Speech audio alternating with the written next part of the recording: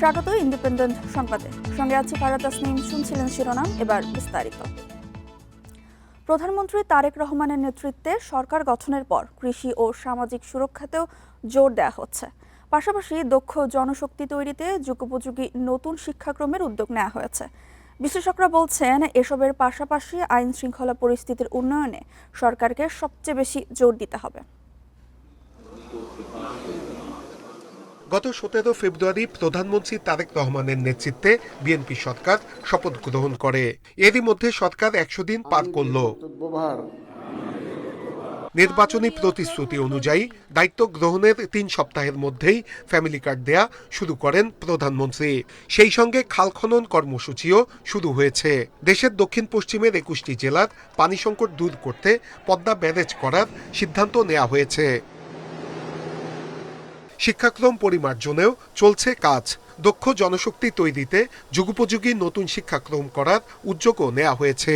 রাজনৈতিক বিশ্লেষকরা বলছেন, সরকার সামাজিক সুরক্ষার কর্মসূচির ওপর জোর দিচ্ছে বেশি। বিশেষ করে তার ম্যানিফেস্টো বাস্তবায়নে খুব মনোযোগ দিয়েছে। সেই জায়গা থেকে কিন্তু বিভিন্ন কার্ডগুলো এবং খাল খনন এবং অন্যান্য কর্মসূচিগুলো দৃশ্যমান করছে। এই জায়গায় আমি দেখছি খুব অ্যাক্টিভলি কাজ করছে প্রধানমন্ত্রী অফিসটা। বিশ্লেষকরা বলছেন, রাজনৈতিক, সামাজিক এবং অর্থনৈতিক স্থিতিশীলতা বজায় রাখতে সরকারকে সর্বোচ্চ গুরুত্ব দিয়ে কাজ করতে হবে। সেই সঙ্গে বেকারত্ব দূর করতে নতুন কর্মসংস্থান সৃষ্টির উপরেও জোর দিতে হবে। প্রধানমন্ত্রীর কার্যালয় জানিয়েছে, দায়িত্ব নেয়ার পর নির্বাচনী প্রতিশ্রুতি ধাপে ধাপে বাস্তবায়নে কাজ করছে সরকার। জনগণের চাওয়াকেই সবচেয়ে বেশি গুরুত্ব দেয়া হচ্ছে। মাননীয় প্রধানমন্ত্রী জনাব তারেক রহমান নিরলসভাবে কাজ করে যাচ্ছেন নির্বাচনী প্রতিশ্রুতিগুলো বাস্তবায়নের জন্য। এটা একটা অভূতপূর্ব বিষয় যে নির্বাচনী যে ইশতেহার ছিল, সেখানে যে প্রতিশ্রুতিগুলো লিপিবদ্ধ ছিল, তার প্রত্যেকটা কিন্তু ধরে ধরে খাত ভিত্তিক, মন্ত্রণালয় ভিত্তিক কর্মপরিকল্পনা গ্রহণ করা হয়েছে। বিশ্লেষকরা বলছেন, এ পর্যন্ত আইন শৃঙ্খলা পরিস্থিতির কাঙ্ক্ষিত মাত্রার উন্নয়ন হয়নি। অস্থিরতা দূর করতে সরকারকে পরিকল্পিতভাবে কাজ করতে হবে। আইন শৃঙ্খলা পরিস্থিতি কেন স্বাভাবিক হচ্ছে না, এবং আমরা কখনো দেখি যে একটা অল্প সময় স্বাভাবিক হয়, এরপরে আবার অস্থিরতা সৃষ্টি হয়। এটা কি কেউ উদ্দেশ্যপ্রণোদিতভাবে অস্থিরতাগুলো সৃষ্টি করছেন? সেটাও যেরকম সরকারকে খতিয়ে দেখা প্রয়োজন। সেই সঙ্গে ভঙ্গুর অর্থনীতিও পুনরুদ্ধারে সুনির্দিষ্ট পরিকল্পনা নিতে হবে। নূরে আলম, ইন্ডিপেন্ডেন্ট নিউজ, ঢাকা। মানবিক রাজনৈতিক দৃষ্টান্ত তৈরির চেষ্টা করছে সরকার, অথচ সরকার বিরোধী ষড়যন্ত্র চালাচ্ছে একটি মহল। এমন মন্তব্য প্রধানমন্ত্রীর উপদেষ্টা মাহাদি আমিনের।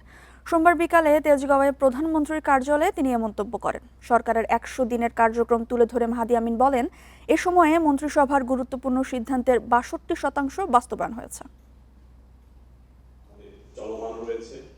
সরকারের 100 দিন উপলক্ষে সংবাদ সম্মেলনের আয়োজন করে প্রধানমন্ত্রীর প্রেস উইং। সরকারের 100 দিনের কাজের অগ্রগতি তুলে ধরেন প্রধানমন্ত্রীর উপদেষ্টা মাহাদি আমিন। তিনি বলেন, 17 ফেব্রুয়ারি থেকে 24 মে পর্যন্ত 10টি মন্ত্রিসভার বৈঠক হয়েছে। এতে অন্তত 60টি গুরুত্বপূর্ণ সিদ্ধান্ত নেওয়া হয়। এর মধ্যে 37টি পুরোপুরি বাস্তবায়ন হয়েছে, 23টি প্রক্রিয়াধীন। প্রথম 100 দিনেই জনগণের ভোটে নির্বাচিত সরকার লুণ্ঠিত রাষ্ট্রীয় মালিকানা জনগণের কাছে আবারও ফিরিয়ে দিয়েছে, মজবুত করে চলেছে গণতন্ত্রের প্রাতিষ্ঠানিক কাঠামো। মাননীয় প্রধানমন্ত্রীর নির্দেশনায় আমরা এমন একটি দায়িত্বশীল সরকারের ভূমিকা দেখতে পাচ্ছি, যে সরকার দেশের জন্য কাজ করে যাচ্ছে। মাহাদি আমিন অভিযোগ করেন, সরকার মানবিক রাষ্ট্র গড়ে তোলার চেষ্টা করছে, অথচ নৈরাজ্য সৃষ্টির চক্রান্ত করছে একটি মহল। একটি গোষ্ঠী উদ্দেশ্য প্রণোদিতভাবে নৈরাজ্য সৃষ্টির অপচেষ্টা চালাচ্ছে। মাননীয় প্রধানমন্ত্রী, মাননীয় স্বরাষ্ট্রমন্ত্রী সহ রাষ্ট্রের গুরুত্বপূর্ণ ব্যক্তিবর্গকে নিয়ে বিভ্রান্তিকর প্রচারণা, অশোভন আচরণ ও অশালীন কর্মকাণ্ডের মাধ্যমে সামাজিক অস্থিতিশীলতা তৈরির যে প্রয়াস চলছে, সেটি গণতন্ত্রের পরিবেশ ও রাষ্ট্রীয় শৃঙ্খলার জন্য ক্ষতিকর। সংবাদ সম্মেলনে প্রধানমন্ত্রীর অতিরিক্ত প্রেস সচিব আতিকুর রহমান রুমন বলেন, সরকারের সহনশীলতার সুযোগ নিচ্ছে কেউ কেউ। একজন কিশোরী আমাদের প্রাইম মিনিস্টার, ওনাকে সম্বোধন করছে তারেক রহমান। কেমন করে যে কথাগুলো বলছে, যে একজন প্রাইম মিনিস্টার বা একজন প্রধানমন্ত্রীকে যে উনি প্রধানমন্ত্রী বলে সম্বোধন করবে, সেটাও তাচ্ছিল্য করে বলছে। এবং আমাদের গেল তত্ত্বাবধায়ক সরকারের যে একজন উপদেষ্টা মহিলা বসে আছেন সেগুলোতে মজা নিচ্ছেন। এটা একটা সামাজিক অবক্ষয় কিন্তু হচ্ছে।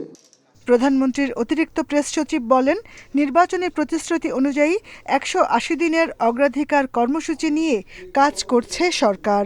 আপনার আমার সন্তানদের বলাচ্ছি। Jahanara Parvin, Independent News, Dhaka. বান্দরবানের আলীকদম উপজেলার করকপাতা ইউনিয়নে বাড়ছে হামের প্রকোপ। এর মধ্যে চিকিৎসা নিয়েছে অন্তত 300 জন। এখনও হাসপাতালে ভর্তি শতাধিক শিশু। এতে আতঙ্কে স্থানীয়রা, যার প্রভাব পড়েছে পাহাড়ি জনগোষ্ঠীর প্রধান জীবিকা জুম চাষ। ভরা মৌসুমে শত শত পরিবার চাষাবাদে যেতে না পারায় খাদ্য সংকটের আশঙ্কা দেখা দিয়েছে। করকপাতা ইউনিয়নের পাহাড় জুড়ে নেমে এসেছে নীরব সংকট। ছড়িয়ে পড়ছে হাম। অসুস্থতার চিকিৎসা ও হাসপাতালে যাতায়াত নিয়েই ব্যস্ত স্থানীয়রা, ফলে ব্যাহত হচ্ছে জুম চাষ। দুর্গম করকপাতা ইউনিয়নের বাসিন্দা ব্রো, ত্রিপুরা ও মারমা জনগোষ্ঠীর প্রধান জীবিকা এটি। ছোট ভাই একজন রোগী, হামের রোগী, হাসপাতালে। তো আমার বাড়ি হচ্ছে বড়াগলানি চুপাড়া। ঘরের বউ একা, বাচ্চা আছে 3 জন। তো এই জমি চাষও করতে পারে না।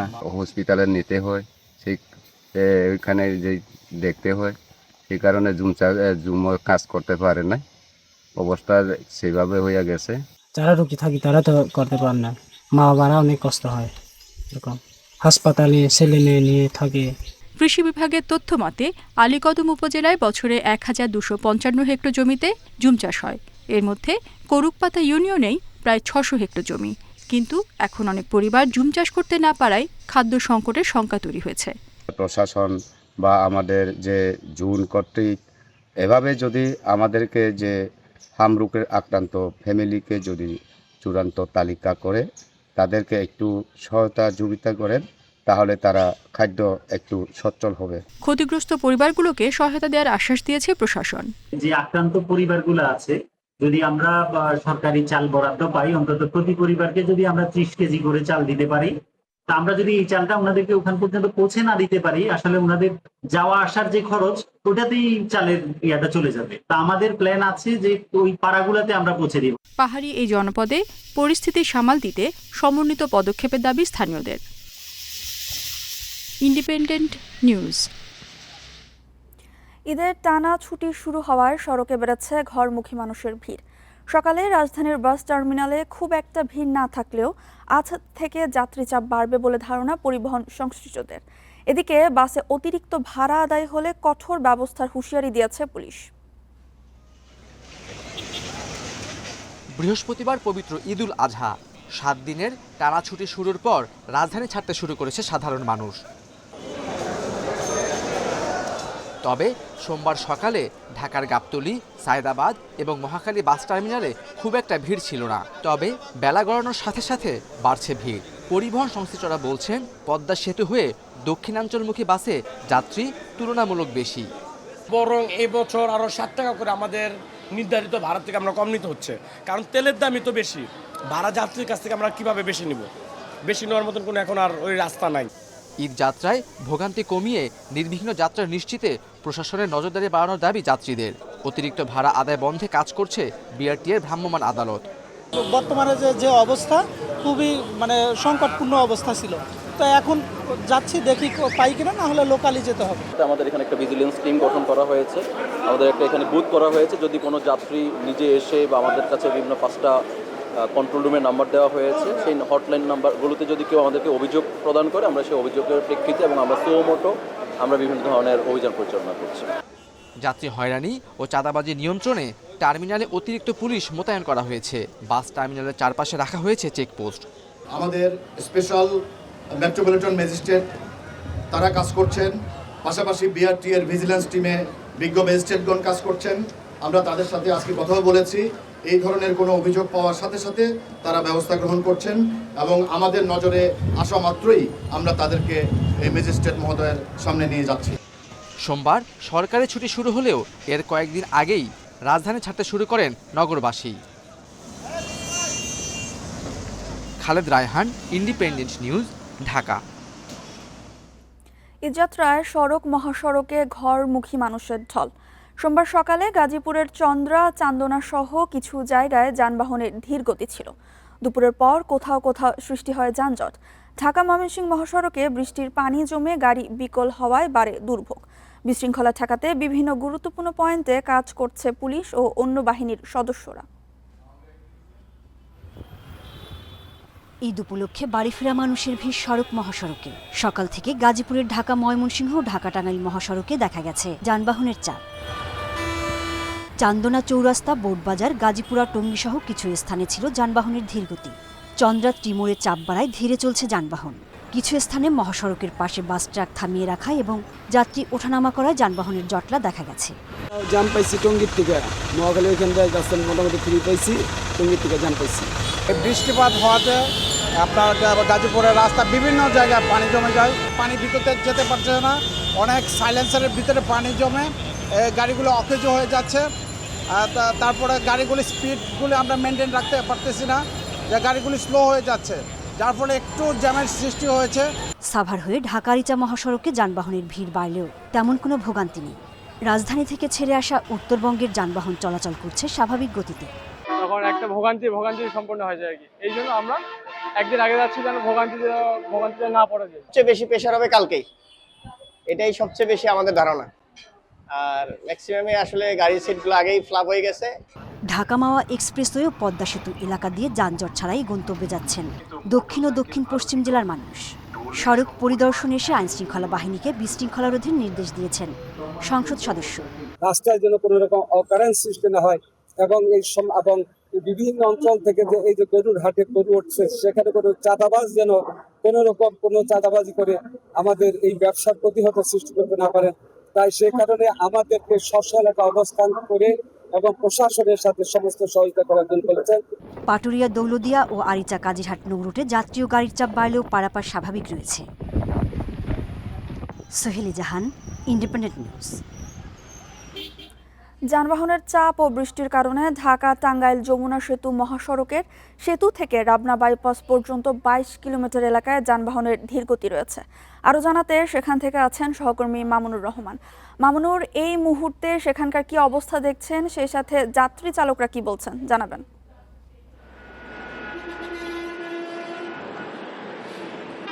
অবস্থার উন্নতি হয়নি এবং এই যে কথাটি বলছিলাম যে যমুনা সেতু থেকে রাবনা বাইপাস পর্যন্ত যে এলাকা প্রায় 22 কিলোমিটার এলাকা জুড়ে গাড়ি যে ধীর গতি, দেখতেই পাচ্ছেন যেভাবে ধীর গতি হচ্ছে এবং এই গতির মাত্রা মানে পরিধি কিন্তু আরও বৃদ্ধি পেয়েছে। অর্থাৎ আমরা এখন 23-24 কিলোমিটার পর্যন্ত বলতে পারছি যে গাড়ির যে ধীর গতিটি দেখা যাচ্ছে এবং কোথাও কোথাও গাড়ি থেমে রয়েছে বা থেমে থেমে যানজটের সেটা সৃষ্টি হচ্ছে। এতে বেশ ভোগান্তিতে পড়েছে চালক এবং যাত্রীরা। একটি কথা বলি, গতকালকেও খোলা ট্রাকে যাওয়ার সময় সড়ক দুর্ঘটনায় অন্তত 15 জন নিহত হয় এবং 10 জন আহত হয়। আজকেও কিন্তু আমরা বিপুল সংখ্যক মানুষকে জীবনের ঝুঁকি নিয়ে খোলা ট্রাকে যেতে দেখছি। এই যে খোলা ট্রাকে যে মানুষ যাচ্ছে এবং জীবনহানি ঘটছে, এর জন্য প্রশাসনের কোনো বাস্তব পদক্ষেপ আমরা দেখছি না বা দৃশ্যমান কোনো পদক্ষেপ দেখছি না। আজও একটা বিপুল সংখ্যক মানুষ যারা বাড়িতে ফিরছে ঈদের আনন্দ পরিবার সাথে ভাগাভাগি করার জন্য ব্যক্তিগত যানবাহন, দূরপাল্লার বাস, মোটরসাইকেল ছাড়াও কিন্তু বিপুল সংখ্যক মানুষ এই খোলা ট্রাকে যাচ্ছে। তো যে কথা বলছিলাম যে যানবাহনের যে দীর্ঘ গতি বা যানজটের যে বিষয়টি আমরা বলছিলাম, এই বিষয়ে কথা বলেছি যমুনা সেতু সাইট অফিসের যিনি নির্বাহী প্রকৌশলী সৈয়দ রিয়াজউদ্দিন। তিনি যেটা জানিয়েছেন যে ভোর রাত 3-3:30টার দিকে টাঙ্গাইল অংশে ঝড় হয় এবং ঝড় ও বৃষ্টির কারণে যানবাহনের গতি কমে যায়। আর গত 24 ঘন্টায় গত রাত পর্যন্ত এই সেতু দিয়ে 53,246টি যানবাহন পারাপার করেছে। অর্থাৎ অতিরিক্ত যানবাহন এবং বৃষ্টির কারণে এই ধীরগতির সৃষ্টি হচ্ছে। এতে এই সময় যারা মহাসড়কে আছে তারা চরম দুর্ভোগ নিয়ে চলাচল করছে। এই হচ্ছে আমার কাছে ঢাকা টাঙ্গাইল যমুনা সেতু মহাসড়কের 22 কিলোমিটার এলাকা জুড়ে যানবাহনের ধীরগতি নিয়ে সর্বশেষ। এই যাত্রায় মহাসড়কের অবস্থা নিয়ে জানাচ্ছিলেন সহকর্মী মামুনুর রহমান।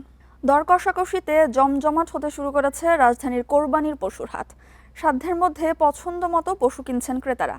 বলছেন গতবারের চেয়ে দাম খুব একটা বাড়েনি, তবে ন্যায্য দাম না পাওয়ার অভিযোগ বিক্রেতাদের। আর হাটে ভোগান্তি বাড়িয়েছে বৃষ্টি। ঈদুল আজহা উপলক্ষে দেশের বিভিন্ন এলাকা থেকে কোরবানির পশু এসেছে রাজধানীর কালশী হাটে। ক্রেতাদের মনোযোগ কেড়েছে বাহারি সব কোরবানির পশু। দুপুরের পর থেকেই বিক্রেতাদের হাঁকডাকে মুখর হাটগুলো। বেলা বাড়ার সঙ্গে সঙ্গে ক্রেতাদের ভিড় বেড়ে যায় কয়েক গুণ। কোরবানির পশু কিনতে হাতে এখনো সময় বুধবার পর্যন্ত। শেষ সময়ের অপেক্ষা না করে হাটে ছুটছেন ক্রেতারা। ঝোঁক বেশি 2 লাখ বা এর কম দামের পশুর প্রতি। দাম নিয়ে সন্তুষ্ট তারা। কিনলাম আমি 1,42,000 টাকা দিয়ে। বৃষ্টি হয়েছিল, 2 ঘন্টা অবস্থান করে দাঁড়ানোর পরে এখন আইসা গরু কিনলাম 1,30,000 দিয়া। আলহামদুলিল্লাহ গরু বাজার খুবই ভালো। তো তুলনামূলক গতবারের চাইতে এবার গরুর দাম একটু আছে, আমাদের মানে মধ্যবিত্ত ফ্যামিলিদের কাছেই আছে। দাম নিয়ে বিক্রেতাদের রয়েছে মিশ্র প্রতিক্রিয়া। আমি গরু আনছি 18টা, বেচছি 5টা গরু বেচছি, কাল বেচছিলাম 3টে, আজকে বেচছি 2টা। মোটামুটি কিছু থাকতেছে না। দাম বেশি ভালো না। বেশি ভালো না মানে বাজার খারাপ। গ্রামে আমার এই গরুটা ধরেন যে 70 দাম হয়েছিল, ঠিক আছে, 70-72 হলে উন্নয়নিত, তা আমি ঢাকা আনছি 79 বেচছি আর কি। এদিকে 1.5 ঘন্টার বৃষ্টি ভোগান্তি বাড়িয়েছে হাটে। সবচেয়ে বেশি সমস্যায় পড়েছেন যেসব ব্যবসায়ী সড়কে গরু রেখেছেন। অনেক ক্রেতা আবার এখনো দরদাম যাচাই করছেন। বৃষ্টির কারণে সমস্যা, মানে লোকজন আসতে পারেনি, যে কজন আইছিল আবার চলে গেছে গা। বৃষ্টির জন্য আমার গরু ভিজতেছে, ভিজে গরু আমার কুরখান লাগতেছে, গরু কাঁপতেছে, আর পানি দেওয়ার জন্য কোনো ব্যবস্থা করা হয় নাই। বৃষ্টির জন্য তো অনেকক্ষণ ওয়েট করলাম, এখনো যেহেতু 2 দিন আছে ওনারা হয়তো একটু ওয়েট করতে চাচ্ছে। মানে আমাদের বাজেটে এখনো আসলে প্রাইসটা আমরা পাচ্ছি না, তাই দেখতে হচ্ছে। রাজধানীর 2 সিটি কর্পোরেশনে এবার কোরবানির পশুর হাট বসেছে 23টি। বিক্রি চলবে ঈদের দিন পর্যন্ত। Adilur Rahman, Independent News, Dhaka. ঈদুল আজহা যতই ঘনিয়ে আসছে সারা দেশে ততই জমে উঠছে কোরবানির পশুর হাট। এবার হাটগুলোতে ভারতীয় গরুর দাপট নেই বললেই চলে। বেশিরভাগ পশুই দেশি। গোখাদ্যের দাম বাড়ায় বিক্রেতারা দাম কিছুটা বেশি চাইলেও সাধ্যের মধ্যে মাঝারি আকারের গরু কিনতে বেশি আগ্রহী ক্রেতারা। ঈদের দিন যত এগিয়ে আসছে ক্রেতা বিক্রেতার হাট ডাকে ততই জমে উঠছে পশুর হাটগুলো। প্রান্তিক খামারি থেকে শুরু করে পাইকার ও ক্রেতার পদচারণায় জমজমাট হাট। এবার দেশি, সিন্ধি, শাহিওয়াল ও শঙ্কর জাতের পশু বেশি। ফরিদপুর ও ফেনীর হাটগুলোতে অতিরিক্ত খাজনা ও হাসিল নেয়ার অভিযোগ ক্রেতাদের। খামারিরা বলছেন গোখাদ্যের দাম ও লালন পালন খরচ বাড়ায় পশুর দাম কিছুটা বেশি। হাসিল অতিরিক্ত বেশি, এই কারণে ব্যবসাটা কিংবা এবং গৃহস্থরও বাড়ির পাড়তে কেনার জন্য আগ্রহ দিচ্ছে। ব্যবসায়ীরা এখনো ছাড়ছে না, দাম বেশি চাইছে, কাস্টমারও যথেষ্ট আছে কিন্তু কেনা বেচা কম। সীমান্তে পাচার ঠেকানোয় এবার জয়পুরহাট ও নওগাঁর হাটে ভারতীয় গরুর দাপট নেই বললেই চলে। 70,000 থেকে 1.5 লাখ টাকার মাঝারি দেশি গরুর চাহিদা সবচেয়ে বেশি। সম্পূর্ণ প্রাকৃতিক উপায়ে লালন পালন করায় সমতলের হাটে খাগড়াছড়ির পাহাড়ি পশুর চাহিদা ব্যাপক। বাগেরহাটের 29 হাটে পশুর সরবরাহ উদ্বিগ্ন থাকলেও বেচাকেনা জমেনি। লালমনির হাটেও ক্রেতা বিক্রেতার উপচে পড়া ভিড়। এইবার কোরবানি উপলক্ষে টোটাল 29টা হাট বসবে আর কি, টোটাল জেলায়। তার মধ্যে 17টি হচ্ছে স্থায়ী হাট আর 12টি হচ্ছে অস্থায়ী হাট। আর প্রতিটা হাটে আমাদের ভেটেরিনারি মেডিকেল টিম থাকবে। জাল টাকা শনাক্ত, অজ্ঞান পার্টির তৎপরতা রোধ ও সার্বিক নিরাপত্তায় তৎপর পুলিশ। রোগাক্রান্ত পশু শনাক্তে সক্রিয় পানি সম্পদ অধিদপ্তরের বিশেষ টিম। এবার প্রায় প্রতিটি জেলায় চাহিদার তুলনায় অনেক বেশি পশু প্রস্তুত রয়েছে, তাই পছন্দের পশু কেনার অপেক্ষায় ক্রেতারা। মাহির সাজিদ, ইন্ডিপেন্ডেন্ট নিউজ। কোরবানির ঈদ ঘিরে খামারে ও হাটে আনা হয় বিশাল আকৃতির গরু। ক্রেতাদের নজর কাড়তে রাখা হয় বাহারি নাম। নড়াইলের বাহুবলী আর নেত্রকোনায় ঈশা খাঁ নামে বিশাল দেহি দুটি গরু দেখতে ভিড় করছেন আগ্রহী ক্রেতারা। এছাড়া হবিগঞ্জে ফাইটার ও বাগেরহাটে মামা ভাগ্নে নামে দুটি জোড়া ষাঁড় নজর কাটছে সবার। কালো আর সাদার মিশ্রণে 1100 কেজি ওজনের এই গরুটির দেখা মিলবে নড়াইলের রাহুল রিয়া অ্যাগ্রো ফার্মে। দেখতে শান্ত হলেও দুরন্ত ও বিশালদেহী এই গরুটির নাম বাহুবলী, যার দাম হাঁকা হয়েছে 10 লাখ টাকা। বিভিন্ন এলাকা থেকে অনেকে আসছেন গরুটিকে এক নজর দেখার জন্য। গরুর নাম আছে সাদা কালো বর্ণের রঙের, এটা আমাদের খুবই এবং আদর এবং ভালোবাসা গরুটা সন্তান মতো লালন পালন করতেছি। তো পরিষ্কার রাখি, নিজের ঘরের থেকে ওকে পরিষ্কার রাখি। এবছর নেত্রকোনায় সেরার তকমা পেয়েছে ঈশাখা নামের একটি গরু। 4 বছর ধরে সদরের কাইলাহাটি ইউনিয়নের ফচিকা গ্রামের শামসুল আলম এ গরুটিকে বড় করেছেন পরম মমতায়। পরিচর্যা, উন্নত খাবার ও বিশেষ যত্নের কারণেই গরুটির ওজন 1500 কেজিরও বেশি। বিক্রি করতে হবে এটা চিন্তা করে আসলে মন খারাপ, কিন্তু বিক্রি তো করতেই হবে। আসি মদনপুর থেকে, যদি পছন্দ ঈদের মধ্যে ক্রয় করার চিন্তা ভাবনা আছে। বিশালদেহী নেপালি ষাঁড়টির নাম ফাইটার। দীর্ঘ সময় ধরে অত্যন্ত যত্ন ও প্রাকৃতিক খাবারে ষাঁড়টিকে লালন পালনের কথা জানান হবিগঞ্জের খামার মালিক রফিক চৌধুরী। এর দাম হাঁকা হয়েছে 10 লাখ টাকা। ওর যখন যত্নের অবহেলা হয় তখন ও একটু রাগান্বিত হয়ে কিছু লাফালাফি কিছু চড়া হয়ে যায় ওদের উপর। এগুলা খাওয়াইতে গাছ খাওয়াইতেছি, আমরা অন্য কোনো খাবার মানে খাওয়াইতেছি না, অন্য কোনো খাবার ইঞ্জেকশন আমরা দিতেছি না। বাগেরহাটে বিশাল আকৃতির দুটি ষাঁড় ঘিরে তৈরি হয়েছে ব্যাপক আলোচনা ও আগ্রহ। ষাঁড়টির একটির ওজন 1100 কেজি আর অন্যটির 1200 কেজি। মামা ভাগ্নে নামে জোড়া ষাঁড় দুটির দাম হাঁকা হয়েছে 18 লাখ টাকা। খামারিদের যত্নে লালন পালন করা এসব গরু দেখতে প্রতিদিনই ভিড় করছেন আগ্রহী ক্রেতারা। Tania Nasrin, independent news. আবাসিক হোটেলে অতিথি মানুষ নয়, বরং পরম যত্নে থাকছে গরু। কোরবানির পশু রাখার জন্য এই হোটেল গড়ে উঠেছে রংপুরে। উত্তরাঞ্চলের বিভিন্ন জেলা থেকে আসা গরু এবং ব্যবসায়ীদের নিরাপদ আশ্রয় দিচ্ছে ব্যতিক্রমী হোটেলগুলো। ব্যবসায়ীরা বলছেন, খোলা মাঠের চেয়ে এই হোটেলে গরু রাখা অনেক বেশি নিরাপদ। রংপুর নগরীর মডার্ন মোড়ে 15 থেকে 16 বছর আগে মাত্র 5 টাকা ভাড়ায় শুরু হয়েছিল গরুর এই আবাসিক হোটেল। এখন এর পরিধি ও সেবার মান দুই বেড়েছে। বর্তমানে প্রতিদিন এখানে প্রায় 150 থেকে 200 গরু থাকছে। প্রতিটির জন্য ভাড়া 50 টাকা। এখানে গরুর থাকা খাওয়ার ব্যবস্থার পাশাপাশি মিলছে সার্বক্ষণিক চিকিৎসা সেবা। উন্নত জাতের বড় গরুর জন্য আছে ভিআইপি রুম। দূর দূরান্ত থেকে আসা ব্যবসায়ীদের থাকার ব্যবস্থাও করা হচ্ছে কম খরচে। গরুর গোসল থেকে শুরু করি খাদ্য খ্যার মানে নিরাপত্তা ব্যাপারী থাকে, ওই যে বোর্ডিং আছে, এখানে ভেতরে থাকার জায়গা আছে। অনেক ব্যাপারী আছে বোর্ডিংয়ে থাকে না, পয়সা নেই, গরুর কাছে থাকে, তারও থাকার ব্যবস্থা আছে। আর আমি তাদের গরু পাহারা দিই, গাড়ি লোড দিই, খ্যারটার খাওয়াই। কোন হাট গেলে গরু পাওয়া যাবে ওগুলো আমি পরামর্শ করি, তাদের সেই হাট পাঠিয়ে দিই। অনেক সময় রোদ, বৃষ্টি ও ঝড়ের কারণে কোরবানির পশুর হাটে খোলা জায়গায় গরু রাখা নিয়ে দুর্ভোগে পড়তে হয় ব্যবসায়ীদের। সেই ভোগান্তি ও চোরের উপদ্রব কমাতেই এমন উদ্যোগ। বাজার থেকে গরু কিনে এসে রাখবে, রেখে আবার মনে করেন আরেক বাজার করবে, করার পর এইখান থেকে গাড়ি লোডে চলে যাবে ওরা। ওদের সুযোগ সুবিধার জন্য আমরা এই কাজটা করছি। ব্যতিক্রমী এই গরুর হোটেল ঘিরে আশেপাশে গড়ে উঠেছে বেশ কিছু খড় ও ভুসির দোকান। এখানে আবাসিক হোটেল আছে গরুর, ওখান থেকে গরু লোড নিয়ে আবার চট্টগ্রামে চলে যায়। এরকম আমাদের জন্য একটু সুযোগ সুবিধা হয় আর কি। কিছু জন্য সুবিধার জন্য আমাদের একসাথে তো আমরা গরুটা বাজারে রাখতে হয় না, বৃষ্টি আসে, রোদ হয়, ঝড় বৃষ্টি, গরু হারায় যায়, এই জায়গায় রাখলে তো হারানোর ওই ভয়টা নাই। গরুগুলো তার লোকাল বাজার থেকে ক্রয় করে নিয়ে এসে এখানে ব্যবসায়ীরা রাখতেছে, তাতে গরুগুলো ধকল কম হচ্ছে।